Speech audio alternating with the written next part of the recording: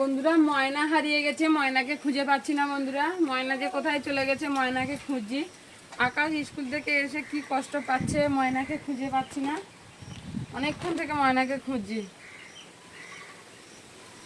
এই খাঁচার ভিতরে ছিল, দেখুন এই খাঁচাটা কত ভালো, এর ভিতর থেকে বেরোতে পারে, বেরিয়ে কি করে গেল কে জানি।